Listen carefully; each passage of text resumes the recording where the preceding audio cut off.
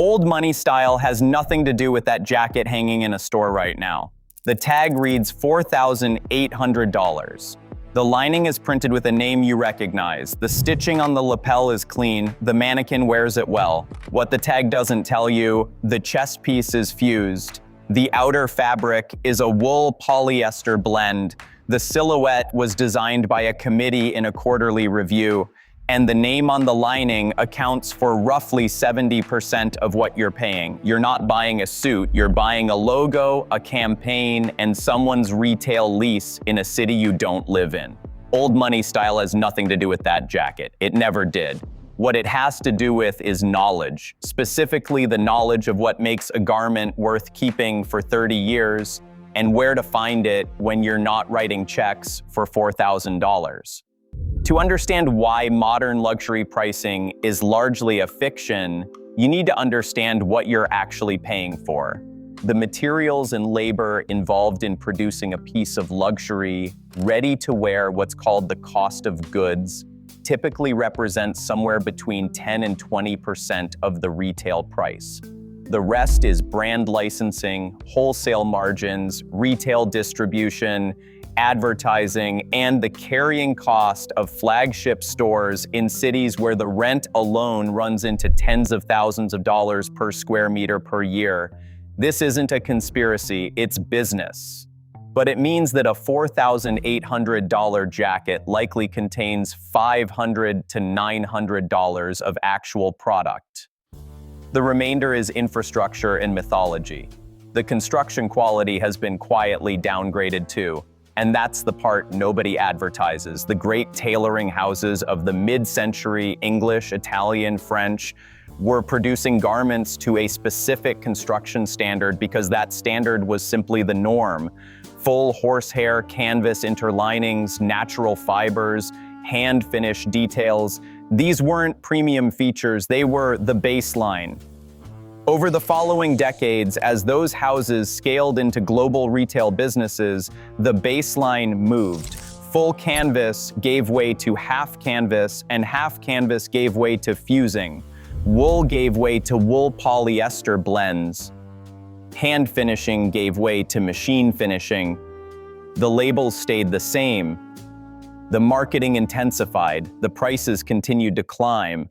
By the early 2000s, commentators in the tailoring trade were already noting that the word luxury in menswear had largely decoupled from any meaningful standard of construction.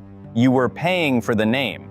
What was inside the jacket had become, in many cases, structurally identical to what you'd find in a department store at a quarter of the price. The man who actually has old money doesn't buy these suits. He already knows this. He either goes bespoke, because above a certain price threshold that's the only thing that makes sense, or he has his grandfather's suit relined. He's not walking into a flagship store on a Saturday afternoon and spending $4,000 on a fused jacket. So before you build this wardrobe, the term needs to be stripped of everything the marketing industry has attached to it. Old money style isn't a brand. It's not a look that belongs to any particular house or any particular country. It's a set of construction and material standards that predate modern luxury marketing by about a century. Natural fibers, considered proportions, shoes that can be resoled, accessories built to last rather than built to be replaced. These things weren't luxury markers in the early 20th century. They were simply what clothes were made of. Synthetics barely existed. Fusing technology didn't exist. A suit was by default made of wool with a horsehair canvas chest piece finished by hand because there was no other way to make one. What happened is that industrial production made it possible to simulate that appearance cheaply, and the luxury industry used that simulation to charge heritage prices for industrial product. The gap between what something looks like and what it actually is became the profit margin. When you understand that, the task becomes simple. You're not trying to look rich. You're trying to identify the actual standards that old wealth has always built its wardrobe around and find them at the price point they should have been at all along. Everything starts with the cloth, not the label, not the price. The fastest way to know whether a garment is worth your attention is to take the fabric between your fingers and scrunch it. Release it immediately. Quality wool, linen, and cotton spring back because they have memory. A polyester blend holds the crease. You can see it recovering slowly, if at all. This takes 3 seconds and tells you more than the ticket price ever will. When the weave is fine and consistent, you're likely looking at a Super 120s or Super 150s wool. The super number is simply the industry's measure of fiber fineness, and it's worth knowing. Mills like Loro Piana and Vitale Barberis Canonico supply fabric to both luxury houses and independent tailors at these grades, which tells you something about where the actual value in a garment lives. The second test is the pinch. Hold the chest of the jacket and pinch between your thumb and index finger through the outer fabric. A canvased jacket has a floating chest piece, layers that move independently. You can feel the canvas shifting slightly, separate from the shell. A fused jacket moves as one rigid unit because the layers are glued together. A properly built canvased jacket also develops a natural lapel roll over time, a gentle curve the lapel takes from the break to the collar that a fused jacket can never replicate because the interlining is locked in place. That glue is also what eventually causes the bubbling you see on older cheap suits, where the outer fabric starts to separate from the interlining in patches. It can't be repaired. There's a third test worth doing. Hold a dark wool fabric up to a light source. True worsted wool has a fine, consistent weave that catches the light cleanly. A blend with synthetic fibers shows a slight plasticky sheen at an angle. Once you've seen it, you don't miss it again. These tests work anywhere. A thrift store, a vintage rack, a mid-tier retailer, a sample sale. The cloth doesn't lie even when the label does. The rule that makes everything else affordable: buy the construction, not the cut. A vintage suit from a decade or two ago, made with full canvas and natural wool, bought from a thrift store or an online resale platform at the wrong size, is still a better garment than a new fused suit at any price. It was built to a higher standard. The fabric will outlast the newer piece by years. It just doesn't fit you yet. A competent local tailor can take in the seat, taper the waist, shorten the sleeve, and adjust the jacket length. Alterations that matter typically run between $80 and $250, depending on your city and the scope of the work. Some people watching this channel have already been doing exactly this, sourcing cloth from mills like Vitale Barberis Canonico through the UK or India and having a local bespoke tailor work to measure, bringing the total cost well under what a luxury retailer charges for a fused shell off the rack.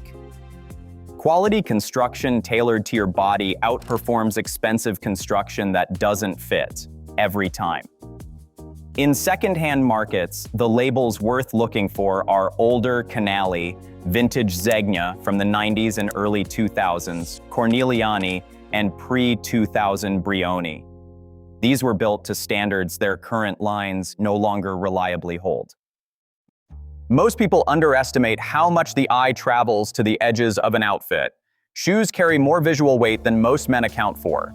A Goodyear welted leather shoe is built around a strip of leather that runs the perimeter of the sole. The sole is stitched to this welt rather than glued, which means it can be removed and replaced multiple times. A Blake-stitched shoe achieves something similar. The sole is stitched directly through the insole in a single seam, resolable, though slightly less robust over many recrafts than a Goodyear welt.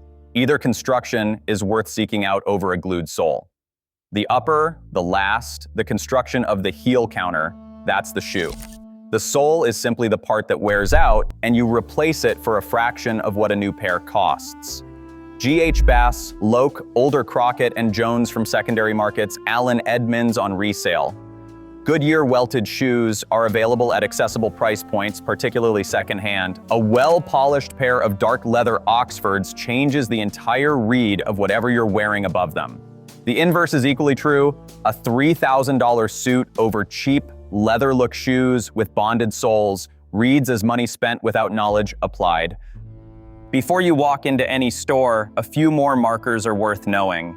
Polyester lining is the most overlooked one. A well-made suit is lined in Bemberg, a cupro fabric that breathes and moves.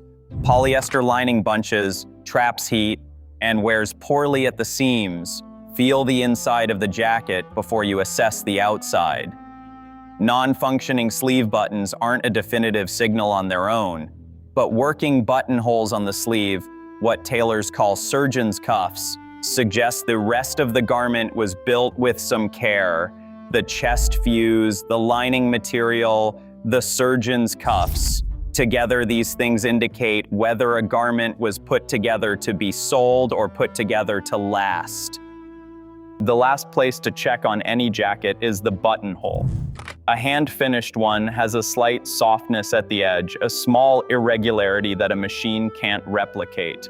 Machine-finished ones are tight, perfectly uniform, slightly sharp. On a jacket claiming heritage craftsmanship at a heritage price, the buttonhole is 3 seconds of your time that tells you most of what you need to know about everything else.